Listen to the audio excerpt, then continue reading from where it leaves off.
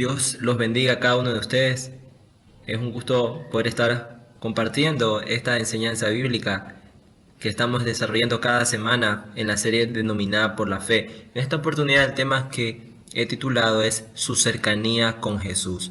La semana pasada estuvimos aprendiendo acerca de la vida de Andrés y de Simón, y en esta oportunidad vamos a aprender sobre Jacobo y Juan, hijos de Zebedeo.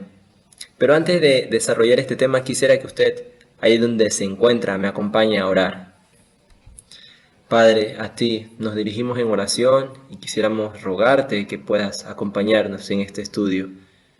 Que seas tú tratando con nuestras vidas, que seas tú enseñándonos, que sea tu palabra misma la que nos instruya, y creemos que es posible aquello, porque las Escrituras lo señalan, y es que tu palabra es útil para instruirnos, para corregirnos, a fin de que estemos preparados para toda buena obra. Que seas tú continuando aquella obra en cada uno de nosotros. En el nombre de Cristo Jesús te rogamos. Amén y amén. El primer tema, el primer punto que quiero compartir con ustedes es discípulos de Jesús. Y para desarrollar este tema, voy a compartir con ustedes varios subtemas. El primer subtema es llamados por Jesús. Usted recordará en Lucas, el capítulo 5, se habla acerca de la pesca milagrosa. Y en este mismo capítulo 5 aparecen en escena Andrés y Simón, pero en los versículos siguientes se menciona a Jacobo y a Juan. Leamos el versículo 9. Porque por la pesca que habían hecho, el temor se había apoderado de él y de todos los que estaban con él. Se refiere a Simón Pedro. Se había apoderado el temor de él, porque recordemos que no habían pescado nada en la noche, pero Jesús les dice, echen la red al mar, y de repente comenzaron a capturar una gran cantidad de peces. Y el versículo 10 dice, y asimismo Jacobo, y ese temor asimismo se apoderó de Jacobo y de Juan, hijos de Zebedeo, que eran compañeros de Simón. Es decir, que el oficio que tenía Jacobo y Juan eran pescadores. Ellos pasaban en las barcas pescando. Continuamos leyendo. Dice, pero Jesús dijo a Simón, no temas, desde ahora serás pescador de hombres.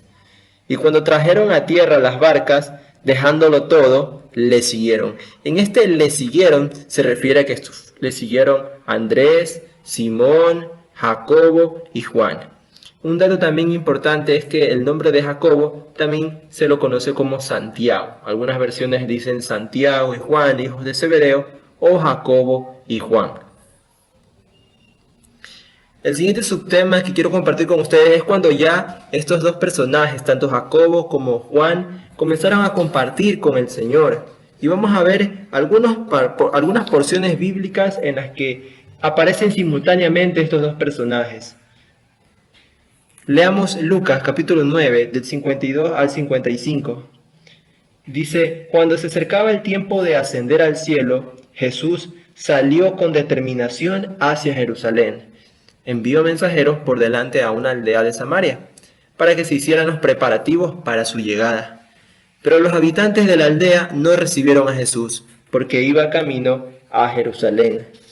Cuando Santiago y Juan vieron eso, le dijeron a Jesús, Señor, ¿quieres que hagamos bajar fuego del cielo para que los consuma? Entonces Jesús se volvió a ellos y los reprendió, o les llamó la atención.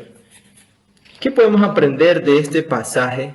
Es verdad que Jacobo y Juan estaban caminando con Jesús y estaban aprendiendo de él. Ya lo habían escuchado predicar en las sinagogas, pero aún se encontraban ellos en un proceso de perfeccionamiento, en un proceso de transformación, en el cual su vieja naturaleza va quedando atrás y comienza a resaltar una nueva naturaleza dada por Dios. Un proceso el cual toma tiempo y no sucede de la noche a la mañana. Sin embargo, estas experiencias le permitieron conocer la naturaleza de Dios por medio de Jesús. Por medio de Jesús entendemos que no se trata de actuar con violencia ante un no recibimiento o ante una discrepancia de opiniones en algún tema. Porque recordemos lo que está en Lucas capítulo 9. Dice que ellos le dijeron, ¿quieres que hagamos descender fuego, que baje fuego para que los consuma? porque no quisieron recibirte. Y vemos que Cristo les dice, no, está mal, no vayan a hacer eso. Los reprendió, les llamó la atención. Entendemos que no se trata de actuar con violencia. Permítanme compartirles el siguiente escenario. Supongamos que usted comienza una discusión con otra persona. La otra persona alza su tono de voz y usted también decide responder en el mismo o mayor tono de voz. Se parece un poco al diente por diente u ojo por ojo. Un escenario familiar para algunos de nosotros. O puede haber un escenario diferente, pero lo importante es que nos examinemos, que reconozcamos que cuando actuamos con violencia no estamos bien. Tenemos que examinarnos para darnos cuenta cómo reaccionamos ante aquellas situaciones, considerando la enseñanza de Jesús, de que no se trata de actuar o responder con violencia. Por otro lado, como creyentes no podemos caer en una posición de señalar los errores de otros. En realidad somos imperfectos y necesitamos ser instruidos por Dios en todas las áreas de nuestras vidas. Alguien una vez dijo, estoy plagado de errores, pero confío en que al mantener mi mirada en Jesús, es decir, que al permanecer en Dios, al perseverar en su camino, mi vida será perfeccionada. Y aquella vida en la que antes primaban los errores, cada vez más será llena de la palabra de Dios. Y aquella palabra nos guiará ante cualquier situación. Los errores que cometamos no lo es todo, no es el fin. Cristo lo es todo. Y Él nos irá perfeccionando. Él lo ha dicho en Filipenses 1:6, en la versión NTV, dice, y estoy seguro de que Dios, es el apóstol Pablo hablando aquí, quien comenzó la buena obra en ustedes, la continuará hasta que quede completamente terminada el día que Cristo Jesús vuelva. Vemos acá, podemos rescatar esta enseñanza, que no se trata de actuar con violencia. No podemos tener esa misma actitud. ¿Se imagina usted responder con el mismo tono o un mayor tono de voz? Este tipo de respuestas lo único que incentivan es a la violencia. Continuando con los subtemas que estamos aprendiendo, el siguiente lo he denominado quisieron las mejores posiciones en el reino de Jesús. Recordemos que en estos versículos Jacobo y Juan son mencionados simultáneamente. Y en esta oportunidad vamos a estar revisando Marcos, el capítulo 10, del versículo 35 al 45, en la versión NTV. Entonces Jacobo y Juan, hijos de Zebedeo, se le acercaron diciendo, Maestro, querríamos que nos haga lo que pidiéremos. Él les dijo, ¿qué queréis que os haga? Ellos le dijeron, concédenos que en tu gloria nos sentemos el uno a tu derecha y el otro a tu izquierda. Entonces Jesús le dijo, no sabéis lo que pedís.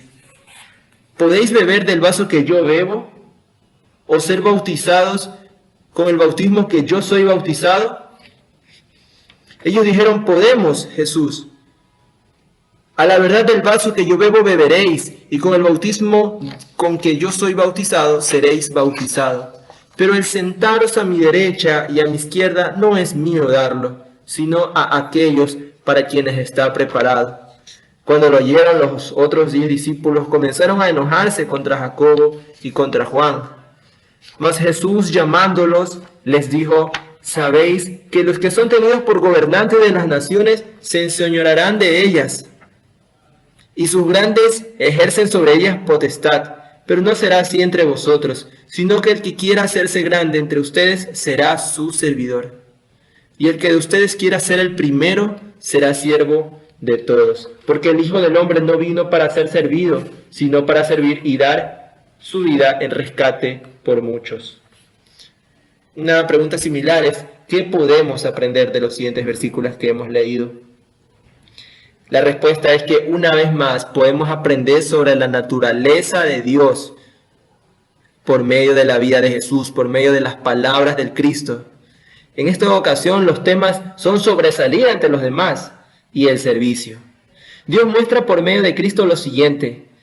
En el versículo 43 dice, pero no será así entre vosotros, sino que el que quiera hacerse grande entre ustedes será su servidor. Entonces vemos que Dios resalta el servicio y Cristo lo deja claro ante ellos. dada la situación que querían tener mejores posiciones, pero les dice que se trata de servir a los demás, se trata del servicio. Y el versículo 44 dice, y el que de vosotros quiera ser el primero, será siervo de todos. Las palabras de Cristo difieren del liderazgo de la actual época. La forma de gobernar o liderar está bien explicada en los siguientes versículos. Dice Jesús en el versículo 42, llamándolos, les dijo, saben que los que son tenidos por gobernantes de las naciones se enseñorean de ellas, y sus grandes ejercen sobre ellas potestad. Esa es la forma en la que los gobernantes actualmente desarrollan su liderazgo, pero no es la forma en la que Jesús enseña, sino que Jesús enseña por medio del servicio, al que puedan servir a los demás. También podemos aprender lo siguiente, y es que el servicio a Dios no es un medio para sobresalir ante los demás, más bien es hacerse pequeño, tal como lo dijo Jesús. De hecho, Jesús les dio ejemplo, tal como vemos en Juan capítulo 13, del versículo 12 al 15. Dice, así que después que les hubo lavado los pies, tomó su manto y volvió a la mesa, y les dijo, ¿sabéis lo que os he hecho? Vosotros me llaman maestro y señor, y decís bien, porque lo soy. Pues si yo, el señor y el maestro, he lavado sus pies, ustedes también deben lavaros los pies los unos a los otros. Porque ejemplo os he dado, para que como yo os he hecho, vosotros también hagáis. Qué hermoso ejemplo que nos deja Cristo acerca del servicio. Y podemos aprender de este tipo de enseñanzas que Cristo ha hecho para replicarlo en nuestras vidas. No se trata de que el servicio sea un medio para sobresalir ante los demás, sino más bien, como dijo Jesús, hacerse pequeño y poder servir a los demás, como una muestra de aquel amor que hemos recibido de Dios, que experimentamos por medio de Cristo Jesús. Aquel amor también pueda ser reflejado hacia los demás. Otro subtema que quiero compartir con ustedes se trata de Jacobo. No hay muchos detalles acerca de este personaje. Ciertamente estuvo compartiendo con Jesús momentos muy privados. Él estuvo en el momento de la transfiguración de Jesús. Era una de las personas que siempre estaba con Jesús, inclusive cuando Jesús se iba a orar, los tomaba a Pedro, lo tomaba a Juan y a Jacobo. Es decir, que pudo estar de cerca con el Señor. Un dato importante que quiero compartir con ustedes se encuentra en Hechos, capítulo 12, el versículo 1 y 2, y este subtema lo he denominado ejecutado por Herodes. Y es que, dice el versículo 1, en aquel mismo tiempo el rey Herodes echó mano a algunos de la iglesia para maltratarles, y mató a espada a Jacobo, hermano de Juan. Lo que le pasó a Jacobo también es narrado en Hebreos 11, del 36 al 37. Dice que otros experimentaron vituperios y azotes, y además de esto prisiones y cárceles. Fueron apedreados, aserrados, puestos a prueba, muertos a filo de espada. Anduvieron de acá para allá cubiertos de pieles de ovejas y de cabras, pobres, angustiados, maltratados, muertos a filo de espada. Eso fue la manera en la que Jacobo murió. Pero no es un escenario lamentable, aunque suena triste el que haya muerto de esa manera. Tanto Jacobo como muchos creyentes tenemos una esperanza para vida eterna, una esperanza que no avergüenza, pues se cumplirá, porque fiel es el que lo prometió, y es que viviremos en el reino de Dios por siempre. Esto es posible gracias al perdón de pecados que obtenemos cuando creemos en que Cristo pagó por aquellos pecados. Quiero continuar desarrollando este tema, pero en esta oportunidad quiero hablar acerca de Juan, el discípulo amado. Esa era la manera en la que Jesús se refería al hijo de Zebedeo. La cercanía que Juan tenía con Jesús le permitió conocer más de cerca al Hijo de Dios. Revisemos algunos pasajes bíblicos en donde podemos apreciar la cercanía que Juan mantenía con el Señor. El siguiente subtema es el propósito de escribir el Evangelio de Juan. Y en Juan, capítulo 20, del versículo 30 al 31, en la versión NTV, leemos lo siguiente. Los discípulos vieron a Jesús hacer muchas otras señales milagrosas, además de las registradas en este libro, dice el autor, que es Juan. Versículo 31. Pero estas se escribieron para que ustedes continúen creyendo que Jesús es el Mesías, el Hijo de Dios, y para que al creer en Él tengan vida por el poder de su nombre. Una vez más, los discípulos vieron a Jesús hacer muchas otras señales milagrosas, además de las registradas en este libro. Pero estas se escribieron para que ustedes continúen creyendo que Jesús es el Mesías, el Hijo de Dios, y para que al creer en Él tengan vida por el poder de su nombre. El propósito de Juan, el escribir el Evangelio, era de que vean a aquel dador de vida, aquel Cristo, que era el cumplimiento de las profecías, que iba a venir un Mesías, un Salvador, un enviado por Dios. Los profetas lo habían anunciado y en Jesús se había cumplido.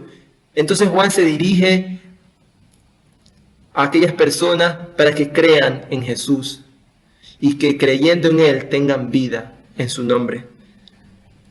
Qué tremendo propósito el que Juan pudo compartir con los creyentes y que aún alcanza nuestras vidas.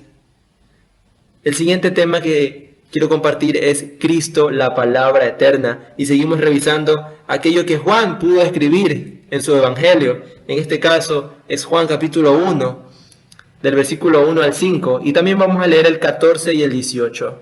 Dice que en el principio la palabra ya existía. La palabra estaba con Dios y la palabra era Dios. El que es la palabra existía en el principio con Dios. Dios creó todas las cosas por medio de Él y nada fue creado sin Él. La palabra le dio vida a todo lo creado y su vida trajo luz a todos. La luz brilla en la oscuridad y la oscuridad jamás podrá apagarla.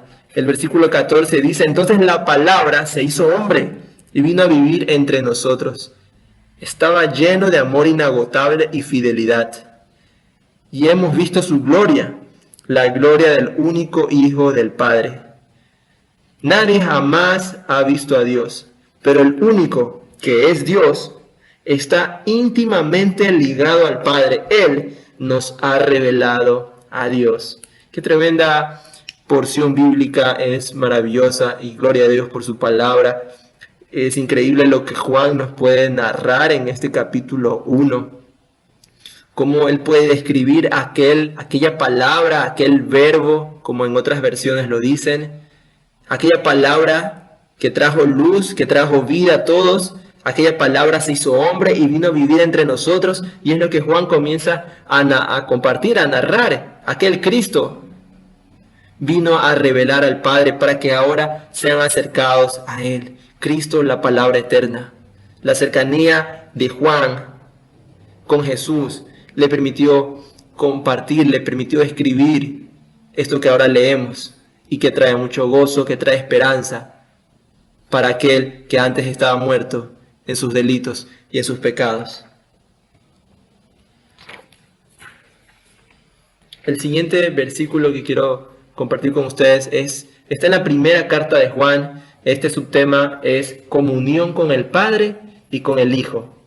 Revisemos lo que dice esta carta. En el versículo 1 dice, lo que era desde el principio, lo que hemos oído, lo que hemos visto con nuestros ojos, lo que hemos contemplado y palparon nuestras manos tocante al verbo de vida, porque la vida fue manifestada y la hemos visto, dice el apóstol Juan, y testificamos y os anunciamos la vida eterna, la cual estaba con el Padre y se nos manifestó. Lo que hemos visto y oído, eso os anunciamos, para que también ustedes tengan comunión con nosotros. Y nuestra comunión verdaderamente es con el Padre y con su Hijo Jesucristo. Lo maravilloso que podemos aprender de estos versículos es que es posible tener una relación personal con Dios por medio de Jesús. Y el apóstol Pablo anima a los creyentes a que crean en aquel testimonio que él estaba dando acerca de Jesús, pues él había experimentado, él había estado, dice el versículo 1, lo hemos oído, lo hemos visto, nuestras manos palparon al verbo de vida, les testificamos, les anunciamos esto, que en él hay vida eterna.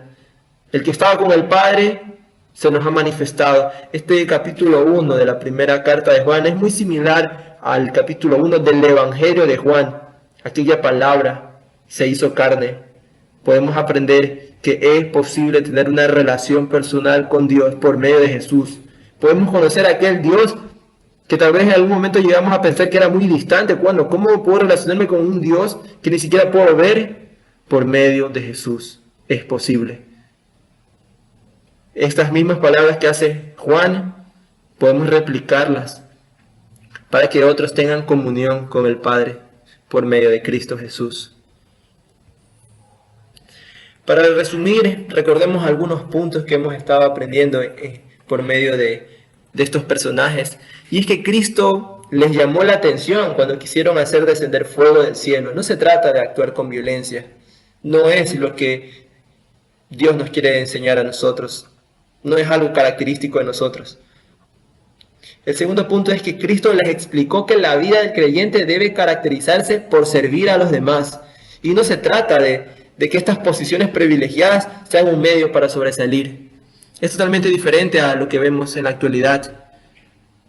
Como el tener una posición más privilegiada nos hace sobresalir, nos hace vernos más importantes, inclusive a mirar con menosprecio a aquellos que son subordinados, aquellos que están en posiciones inferiores.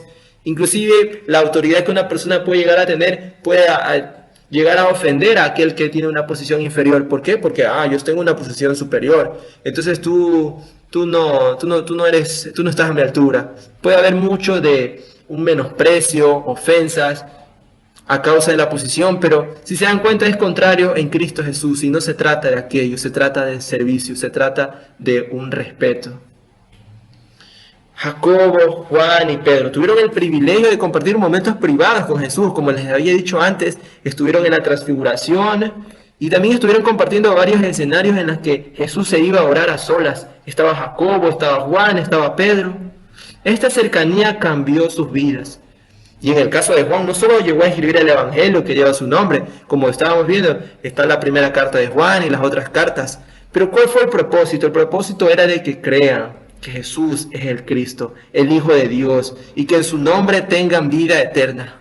Que en su nombre tengan vida eterna.